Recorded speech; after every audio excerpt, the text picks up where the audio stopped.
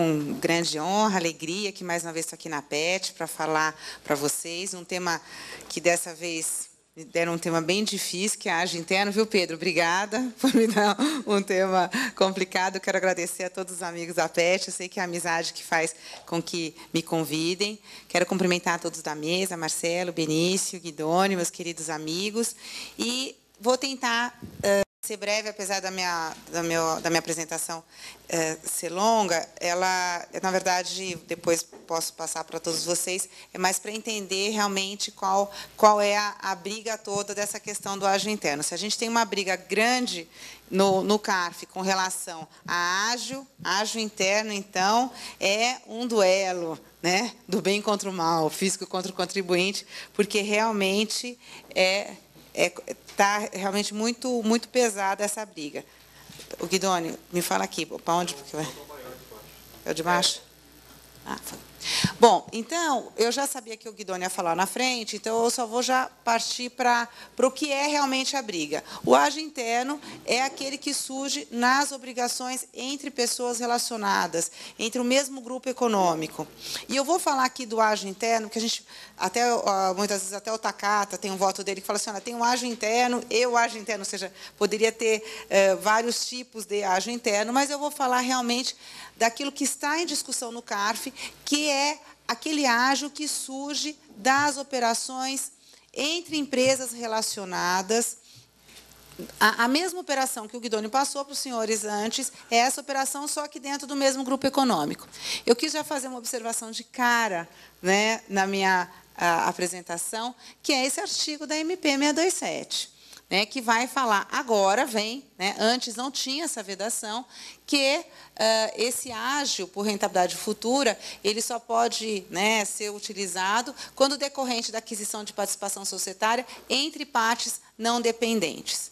Então, é lógico que vem a interpretação. Se isso veio agora no sistema positivo, era porque antes não estava. Você, Suzy, isso vai valer no CARF? Isso tem uma força? Não sei, é difícil falar agora, mas eu acho que é um argumento. Né? Fala assim, mas quando a Receita propôs isso, ela não perdeu o que estava lá atrás? Como dizem os mais velhos, a gente não perde aquilo que a gente não tem. Né? Então, talvez não tivessem já esse direito. Então, mas eu quis colocar que eu acho que isso realmente vai ser mais um argumento. Porque nós vamos ver aqui que alguns votos que não entendem que não é cabível o aproveitamento do ágio entre as pessoas ligadas é justamente por esse argumento, porque são entre pessoas ligadas. Né? E aqui, realmente, a lei não vai... A lei que veda só veio realmente com a MP 627, e como é uma MP, a gente não sabe se vai ficar. Mas, na verdade, todas as discussões que motivam o ágio interno, elas aconteceram no passado. Por quê? Porque tinha um motivo para ter essa estruturação, um grande ganho, que era quando havia a vigência desse artigo 36 da Lei 10.637 de 2002. Esse artigo ele teve a vigência até o advento da Lei 11.196 de 2005. Então, quem aproveitou, aproveitou. Quem fez, fez. Quem não fez, não pode fazer mais. Né? Com este ganho todo que existia aqui. Porque o que previa esse artigo 36? O artigo 36 possibilitava que fosse feita uma operação, uma reestruturação societária, em tese, sem o pagamento. Porque as empresas poderiam se estruturar e o cômputo do valor a mais que é dado para as ações da empresa, elas só seriam computadas e realizadas em determinados casos. E o parágrafo 2º, aqui para não cansá-los, desse artigo 36, ele já falava, olha, não vai se entender que realizou esse investimento numa eventual transferência de participação societária incorporada ao patrimônio de outra pessoa jurídica em decorrência de fusão, cisão ou incorporação. Ou seja, o legislador pediu para algumas empresas se reorganizarem. O que as empresas faziam? Então, tinha uma empresa, a gente vai ver aqui isso na análise dos casos. Então, a empresa X, ela percebia que ela era muito mais valiosa do que aquelas ações do que estava no PL dela. Muito bem. Se fazia um laudo, né, uma empresa independente. Nesse laudo se apurava o valor das ações e aí se fazia toda uma estruturação societária para que essa empresa tivesse uma avaliação, aproveitasse esse ganho para depois ela mesma, que acabava sendo ela mesma operacional, pudesse reduzir o seu imposto de renda, sua contribuição social, a partir da dedução desse ágio. Então, realmente, a operação ela era toda dentro do grupo. O que acontece? Veio a lei, as empresas fizeram, as consultorias venderam isso, todo mundo foi feliz, até que chegaram os malvados dos fiscais, né? E começaram a autuar essas empresas. Falaram, não, você não podia ter feito isso. Porque, na verdade, você fez tudo isso, mas você não pagou nada, não tinha substância econômica, né? Essa operação não se justifica, é uma operação só de papel. Então, eu vou glosar toda essa despesa e, além disso, vou te dar uma multa qualificada, porque você usou defraude. Então, é isso que a gente tem hoje. E nós temos, né, casos realmente muito altos, né, valores muito grandes, e realmente uma briga enorme. Como o meu colega Guidoni já adiantou, eu não vou poder falar para vocês o que eu penso, acho que vocês vão desconfiar, porque eu vou votar, tem um caso desse em pauta, né, já foi pautado sessão passada, não saiu de pauta a pedido da Procuradoria, ele entra em pauta semana que vem, eu não acredito que vai ser votado, acho que é daqueles casos que entra e sai, que é o caso da Gerdau, e que trata justamente desse tema. O que a gente tem? Eu fiz alguns casos, tem acho que uns 30, deve chegar a quase 30 casos de ágio interno no CARF. Eu acho que está bem uma bola dividida. Aqui eu acabei colocando mais lançamentos, acho que anulados, mas eu acho que tem uma bola bem dividida hoje no CARF, entre as turmas, se entendem ou se não entendem, se era possível ou não essa operação. Vejam, dentro desses casos, o primeiro caso, acho que mais importante ser julgado, e o primeiro favorável ao contribuinte é o da Gerdau. Antes a gente tinha os casos da Center Automóveis, nem coloquei aqui, que perderam, depois vem o caso da Gerdau, e aí vem vários casos julgados. Dentro desses casos, eu posso classificar 3 correntes. A primeira corrente, eu que estou classificando, tá? Toda classificação tem aquele subjetivismo todo. Tal. A primeira corrente é a corrente do entendimento da Gerdau. Fala assim, olha, a lei permitia, ninguém exigia que houvesse pagamento, ninguém exigia que não pudesse ser internamente, a operação realmente houve uma reestruturação societária, se ela foi só para ganhar o tributo paciência, então eu aceito esse ágio, acho que esse ágio é bom. Gerdau, vamos dizer que é isso, a gente de uma maneira bem simples, depois vou passar para vocês. Aí eu tenho, dentro dessa corrente favorável ao contribuinte, uma subcorrente, que vamos dizer que é o do Banco GEMAC. Não, eu não sou tão liberal como o do Gerdau. Eu vou olhar a operação, vou ver se realmente teve uma motivação. Eu vejo aqui que, no caso do Banco GEMAC, houve uma movimentação até internacional do grupo para dividir as operações. Houve um pagamento lá fora. Isso tudo está aprovado nos autos. Então, eu vejo substância nessa operação. Eu vejo que houve pagamento aqui, não aqui no Brasil, mas houve. Né? Houve uma... Então, eu anulo o lançamento. Mas não só pelo primeiro motivo. Por um outro motivo a mais, acrescenta um pouco.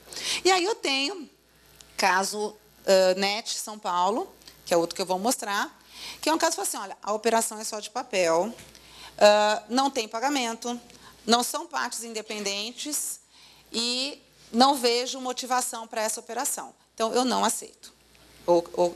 Vamos colocar que são essas 3 correntes, né? Principalmente na do ágio interno, e aqui eu já vou me posicionar, porque isso já me votei, isso está até claro para mim na Casa do Pão de Queijo, apesar de lá ter tido pagamento, ou seja, a lei não fala em pagamento, né? Ela não exige expressamente essa questão do pagamento. E aqui o caso da AMS, eu não coloquei o acórdão porque ainda não está formalizado, mas é um caso bem interessante, comentando aqui o Sul América também vai ser entre Gerdau e GEMAC. O MS, eu acho que ele, na minha modesta opinião, pelo que eu ouvi, conversei com o relator, ele caminha para a estrutura do caso Gerdau, assim, mas de uma maneira até mais robusta, mas não vai naquelas minúcias, que nem do GEMAC, teve o pagamento lá fora, tal, porque no caso MS não tem. O DAMAN é um acordo, até estava comentando com o Benício, muito duro, né, com o contribuinte, teve, pelo que eu entendi, até teve uma movimentação do grupo internacionalmente, mas a turma não olha para isso, fala que não teve pagamento no Brasil, multa qualificada, a Natura é lançamento mantido parcialmente porque cai a multa qualificada. O da Johnson, o lançamento ele é anulado, mas um pouco no estilo do GEMAC, porque também tem toda uma estruturação lá fora e tudo mais, tem um pagamento lá fora que é comprovado. Então, vocês vão vendo que realmente a bola é bem dividida. Passar rapidamente esses 3 casos que eu comentei. O caso da Gerdau. Vejam só que interessante a ementa. Fala assim, a circunstância da operação ser praticada por empresas do mesmo grupo econômico não descaracteriza o ágio, cujos efeitos fiscais decorrem da legislação fiscal. A distinção entre ágio surgido em operação entre empresas do grupo, denominado de ágio interno, e aquele surgido em operações entre empresas sem vínculo, não é relevante para fins fiscais. Eu acho que essa ementa, ela vem muito ao encontro do que eu disse no início, daquela corrente que vai falar assim, opa, é só com a 6627 que não pode. Porque, realmente, isso no mundo jurídico, a partir da análise do sistema positivo, essa diferença entre ágio interno e externo, ela não é relevante, porque não havia uma lei que desse essa relevância. Então, esta corrente da Gerdau ganha força, no meu entendimento, com a MP 627. Ele continua na ementa. Para fins fiscais, o ágio decorrente de operações com empresas do mesmo grupo, dito ágio interno, não difere em nada do ágio que surge em operações entre empresas sem veículo. Ocorrendo a cooperação reversa, o ágio poderá ser amortizado nos mesmos termos. Aqui ele vai falar, é interessante também, aqui foi o nosso amigo Guerreiro, que já não está mais no CARF. Dizem as más línguas que até em razão deste voto, que a gente não pode falar nada, ele vai falar assim, olha, não tem base no sistema jurídico brasileiro para o fisco falar que ele não vai aceitar uma determinada operação porque é um abuso de direito. O lançamento é vinculado à lei, que não pode ser afastado sob alegações subjetivas do abuso de direito. E aqui eu acho que é interessante essa fala e essa firmeza do Guerreiro, é algo que eu tenho falado muitas vezes em seminários, acho que até já falei isso aqui na PET, que às vezes a gente é criticado no CAF, vocês ficam inventando, falando de abuso de direito, de abuso de forma. Eu falo, gente, não somos nós que estamos inventando, não, são os fiscais que inventam isso, e a gente só está respondendo, porque isso está no lançamento. Se está no lançamento, o contribuinte fala na impugnação, o julgador tem que se manifestar sobre aquilo. Né? Então, e aí o que acaba assim, é que, apesar de não estar, e o professor Macorelli fala isso, né, porque a gente está num mundo pior do que da MP 66, porque, na verdade, lá estava regrado. Depois, isso começou a vir realmente nas autuações, se criou uma doutrina e uma jurisprudência, falando de abuso de direito, de abuso de forma, sem que isso tivesse regrado. Né? O professor Renato Best também fala sobre isso. Então, eu vou até já pedir desculpas, eu não sei, quando eu estava fazendo a apresentação, vão faltar alguns slides do caso Gerdau, mas depois eu mando direitinho para vocês. Vou tentar resumir para vocês entenderem o que... Vou pegar esse caso só, porque não vai dar tempo de passar a todos. O que é o caso Gerdau? O que ela fez? Qual foi o pecado dela, vamos dizer, o pecado fiscal? Ela tinha, qual era o momento 1? Ela tinha todas essas empresas. Tá? Como é que estava a reorganização? E é isso que, muitas vezes, o fisco vai demonstrar. Ele fala assim, olha, no momento 1 e no momento último, no 10, vamos dizer, eu vou olhar a estrutura e ela volta para ser a mesma. Então, o contribuinte dá uma volta para continuar da mesma maneira que ele estava. Por isso que não tinha o propósito econômico. Ele se utiliza de uma série de operações societárias para trazer o ágio e, com isso, ganhar efetivamente... ter um ganho fiscal efetivo, mas na vida dele nada muda. Então, assim, passando bem rapidamente, aqui a empresa que vai ser veículo é essa, que era, na estrutura da Gerdau, era uma empresa que estava dormindo, tinha um monte de empresa no grupo, essa siderúrgica rio-grandense estava dormindo, eles acordam, a empresa, mudam o nome dela, que fica Gerdau Participações. Então, eu estou olhando essa estrutura, eu tenho a Açominas de um lado, a Internacional de um lado, essa Participações, e a Gerdau SA em cima. Gente, a estruturação da Gerdau é muito maior que isso. E deixa eu fazer um parênteses no caso Gerdau, que na minha análise do acórdão vencedor, do acórdão do caso, isso não foi fundamental, mas eu acho que, de uma maneira geral, seria importante. Houve, efetivamente, uma reestruturação no Grupo Gerdau. Ele realmente se dividiu em... Não foi só essa operação. Tá? Segundo a Gerdau, você tinha, em cima da Gerdau SA, toda uma estruturação lá fora, tal, complexa. No momento 2, naquele momento lá, tinha aquela estrutura, a Gerdau faz um laudo de avaliação para verificar quanto vale a participação societária da SA nas sociedades que estavam ali embaixo dela, a Açominas e a Internacional. Então, ela falou assim, quanto vale? Vale muito mais do que estava lá, naquele momento, na contabilidade dela. O que ela faz? Qual que é o momento seguinte? Depois, se vocês olharem, vão ver que é meio pertinho aí as datas. Ela altera o nome da siderúrgica rio-grandense, altera o objeto social dessa rio-grandense e faz um aumento no capital social da rio-grandense. Deixa eu voltar aqui. A Gerdau, ela faz um aumento na participações, com que agora? Ela pega o valor da avaliação que ela fez nessas duas e coloca como participação na Gerdau. Como participação na Gerdau Participações ficou bom, né? Aumentando isso, e aumentando muito. Nós estamos falando aqui de bilhões. Né? Acho que aumenta... Em algum momento, eu acho que eu já coloquei... Peraí, vamos lá. Aqui, olha. Aqui, ela vai fazer um aumento com as seguintes participações, com ações que foram aí emitidas.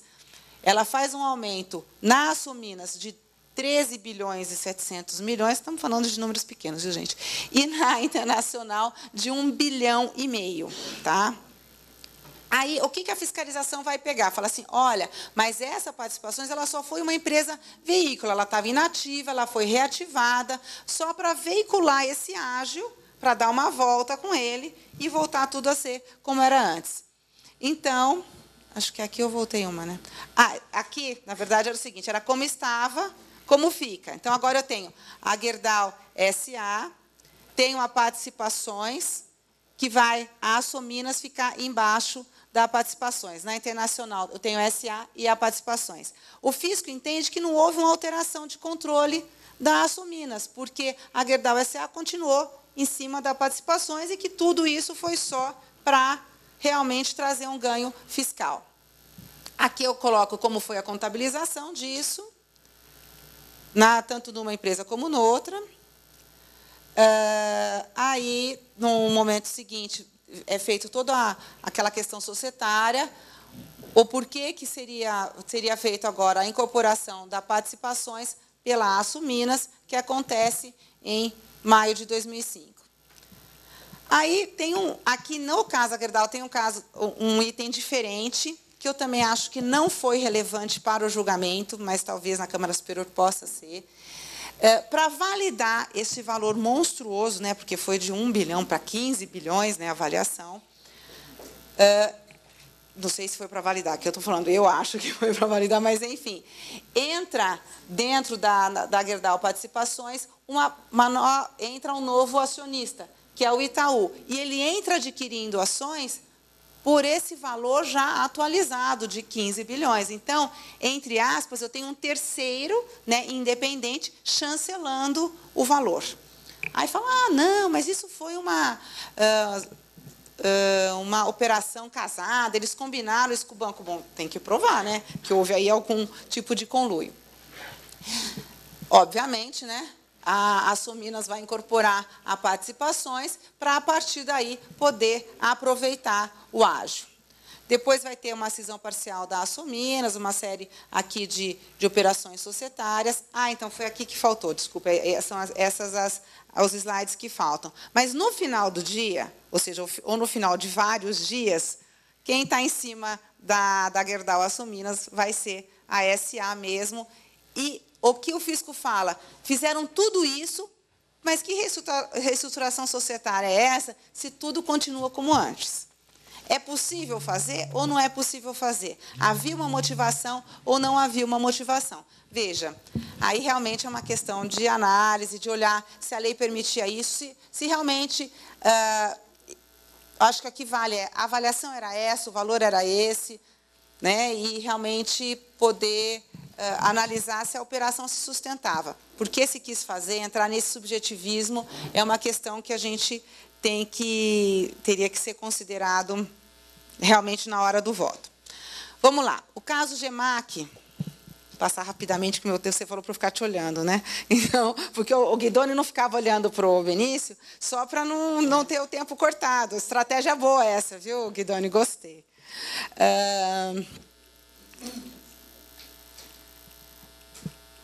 Nesse caso aqui do Banco GEMAC, como eu falei para vocês, de novo se trabalha o tema abuso de direito.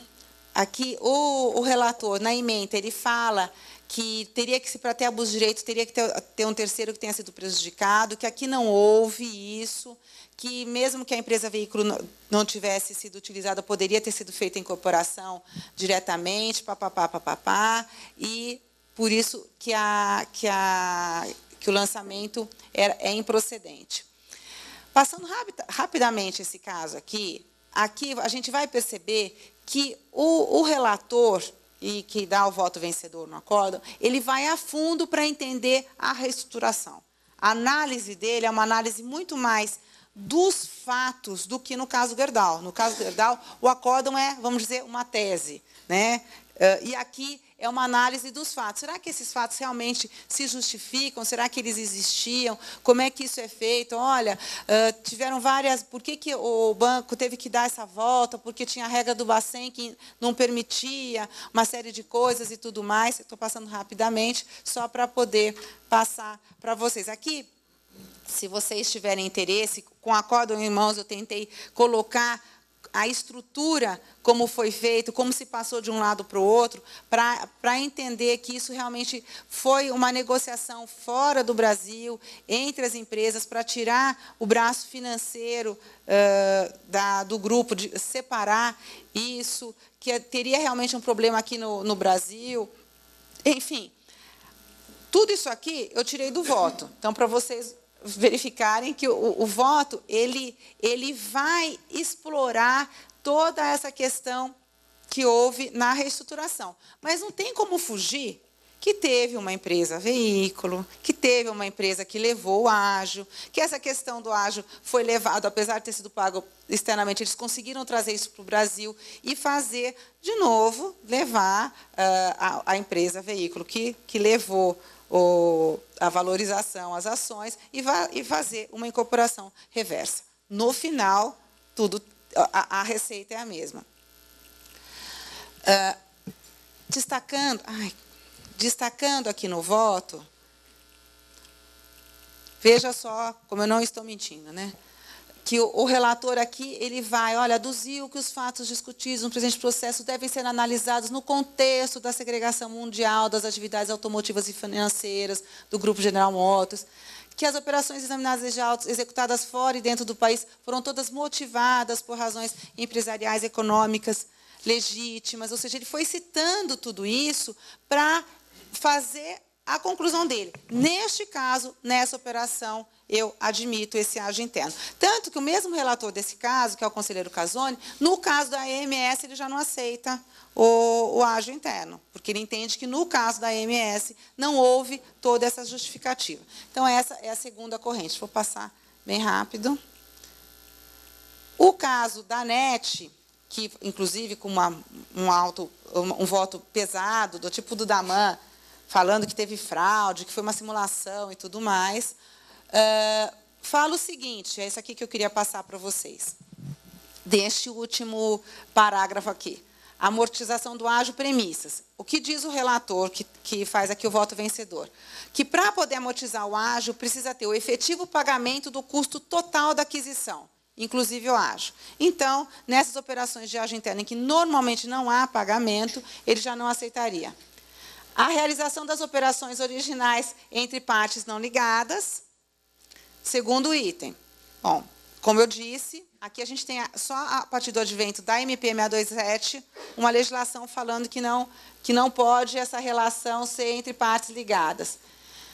E que seja demonstrada a lisura na avaliação da empresa adquirida, bem como a expectativa da rentabilidade futura. Então, ele fala, nesse contexto, não existe espaço para a dedutibilidade do ágio interno. Então, aqui como eu falei, é uma decisão muito dura, falando que essas operações não se sustentam, ou seja, nessa vertente, nenhuma operação, com ou sem contexto, com ou sem explicação, se resolveriam. Essa operação é uma operação super complexa, tem acho que uns 20 slides para explicar a operação. É a operação da Globo, em que ela faz várias avaliações entre várias empresas, para chegar ali, na verdade, depois quem vai aproveitar uma parte é a NET São Paulo, e nada disso vai se aceitar, porque realmente as empresas são ligadas, e não houve em nenhum momento o efetivo pagamento. É, de novo, toda uma transação dentro do grupo, mas uma mega transação complexa. Passando rapidamente aqui, vocês até vão poder perceber pelos slides que vai para cá, vai para lá, a NET nem aparece aqui no começo, passa de uma empresa para de baixo, aí vem outras empresas junto, né? Entra uma outra empresa que não é realmente do grupo, mas o fisco fala que isso não resolve nada. E, enfim, é uma operação mega complexa, tem cisão no meio. Daqui a pouco chega a NET aqui. Porque, na verdade, vai depois passando o ágio até para chegar na NET, e é o da NET São Paulo aqui, que é o que é glosado, né, como foi feita toda essa amortização, e depois o acórdão, rechaçando completamente essa operação, falando que ela não se sustenta de maneira alguma, e aí negando o provimento ao recurso do contribuinte. Bom, sei que meu tempo se esgotou, o tema realmente ele é difícil, complexo, tem essas 3 correntes no CARF. Eu vou fazer uma aposta, sem dizer meu voto. Eu acho que vai prevalecer a corrente do estilo da corrente do GEMAC. Eu acho que talvez nenhum e nem outro. Não só a questão puramente formal, como foi a adoção da Gerdau, e não rechaçando para sempre o ágio interno. Eu acho que talvez esse meio termo, no meu palpite, é o que talvez caminhe aí para prevalecer. Agradeço aí a atenção de vocês. Obrigada.